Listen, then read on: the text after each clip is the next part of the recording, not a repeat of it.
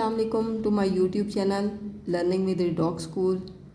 आज के दिन आपके लिए क्लास KG1 एक नया टॉपिक लेकर आए, हरूफ तहज्जी पूरी अशकाल के साथ, जो कि आप प्ले ग्रुप में भी पढ़ चुके हैं। आज इसकी रिवीजन करेंगे। थोड़ी सी मश्क करने के बाद हम हरूफ तहज्जी की आधी अशकाल, बे का ख़ानदान और जीम का ख़ानदान, इसको पढ़ेंगे और लिखेंगे अच्छे तरीके से। इससे पहले आपको ये पता होना चाहिए कि वो कौन से हरूफ तहज्जी हैं जिनकी आदी अशकाल नहीं होती, या वो हरूफ तहज्जी जो कि बग़ैर नुक्ते वाले होते हैं। तो हम वन बाय वन इनको डिस्कस करेंगे, लेकिन इससे पहले मेरे यूट्यूब चैनल को लाइक, सब्सक्राइब और शेयर करना मत भूलिएगा।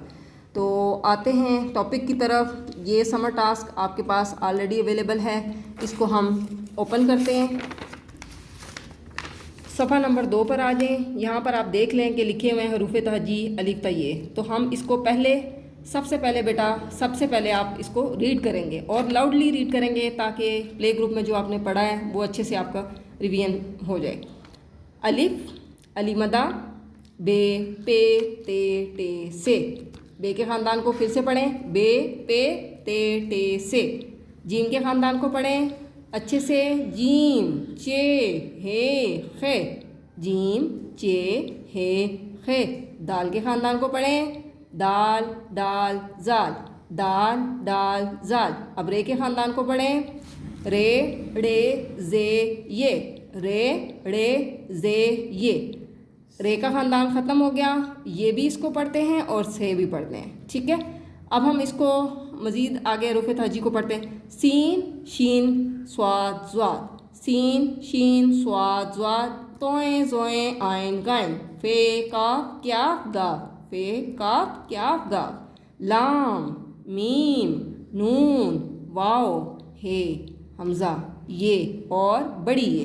तो इसको बार बार आप याद करेंगे।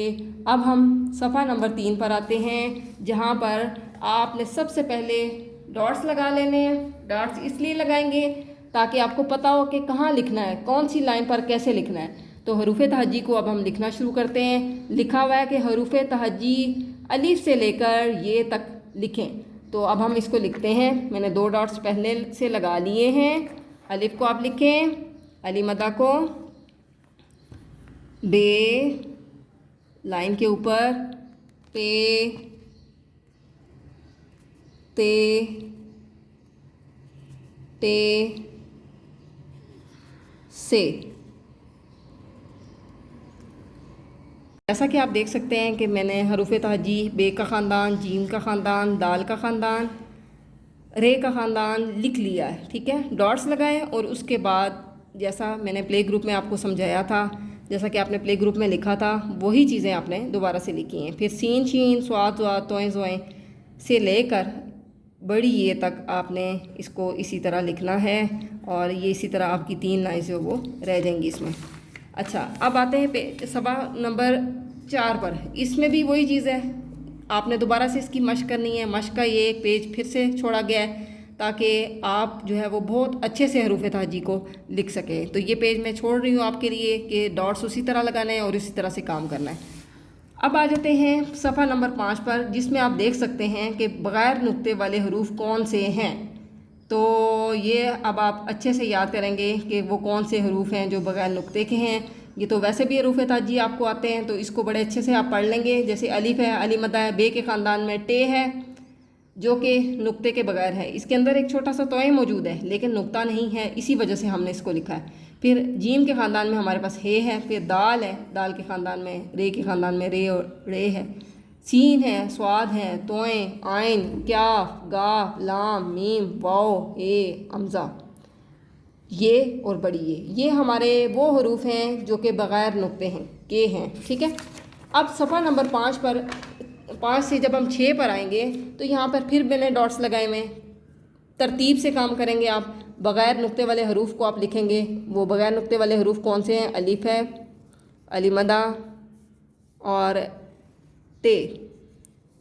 जीम तो नहीं, हे, फिर दाल, फिर डाल, फिर रे, फिर रे, सीन, स्वाद, तोएं, आइन, क्याफ, गाफ,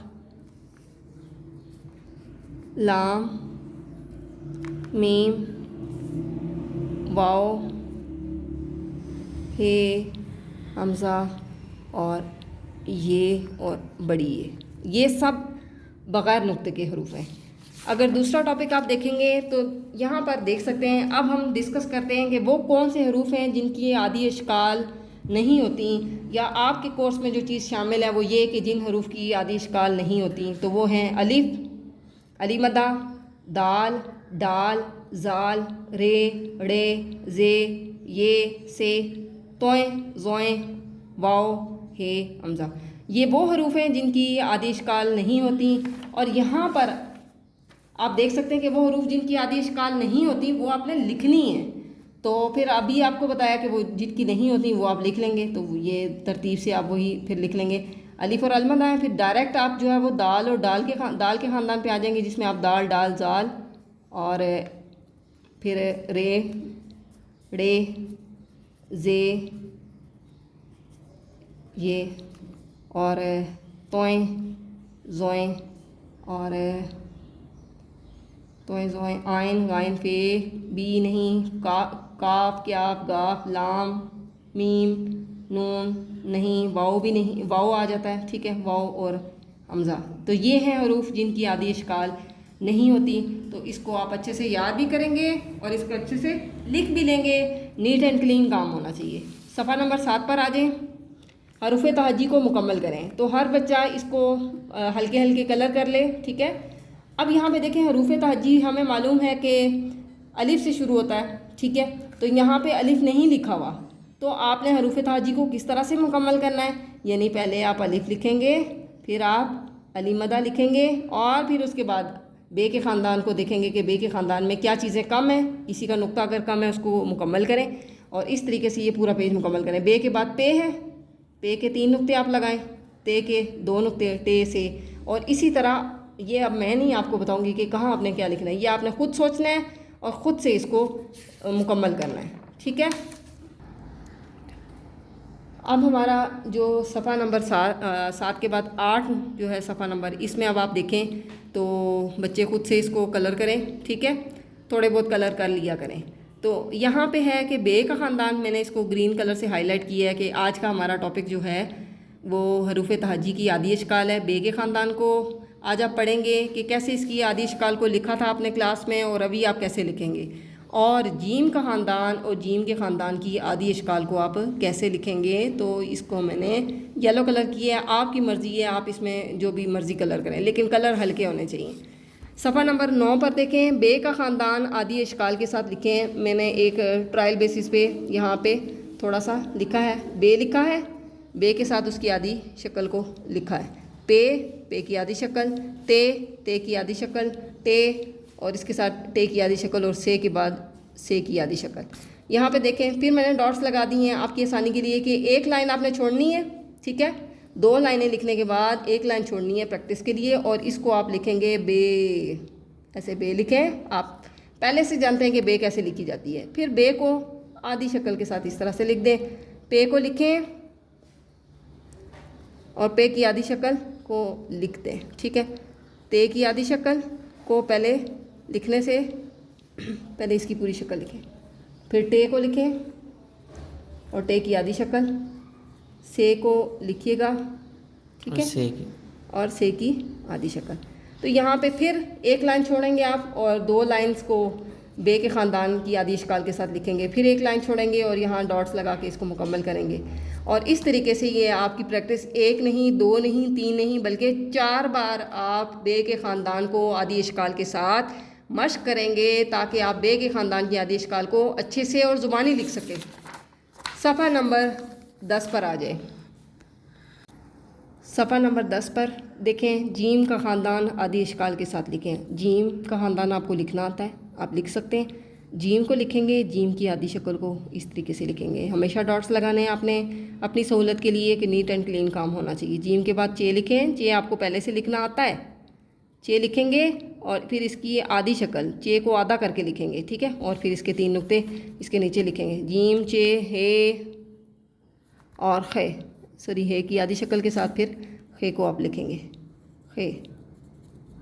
ये तो इस तरीके से आप जीम के ख़ानदान को लिखेंगे। अब एक लाइन फिर से छोड़ेंगे आप, 2 लाइनें लिखने के बाद एक लाइन आप छोड़ देंगे और फिर से वही डॉट्स लगाएंगे और इसको अच्छे से लिखेंगे, जीम के ख़ानदान को इसकी आधी शक्ल के साथ। ठीक है, जीम लिखा, ये लिखा, इसकी आधी शक्ल, और फिर हे को लिखा, हे की आधी शक्ल के साथ, और फिर खे को लिखिएगा, हे लिखा आपने और खे की आधी शक्ल। ठीक है, तो खे की आधी शक्ल लिखने के बाद अब यहाँ पे आप स्टॉप करेंगे, क्योंकि एक लाइन का आपने गैप देना है और फिर से आप काम शुरू करेंगे। एक लाइन फिर छोड़ेंगे, फिर यहाँ पे ये 2 लाइंस पे आपने जीम के ख़ानदान को आधी शक्ल के साथ लिखना है, फिर एक लाइन छोड़ेंगे और जीम के ख़ानदान को आधी शक्ल के साथ लिखना है। तो 1 नहीं, 2 नहीं, 3 नहीं, बल्कि 4 बार आप जीम के ख़ानदान को इसकी आधी शक्ल के साथ सफ़ा नंबर 10 पर मश्क करेंगे। आज का टॉपिक हमारा यहीं पे ख़त्म होता है। इंशाल्लाह नेक्स्ट टाइम एक और टॉपिक लेकर आपकी खिदमत में इंशाल्लाह हाज़िर होंगे। अल्लाह हाफ़िज़।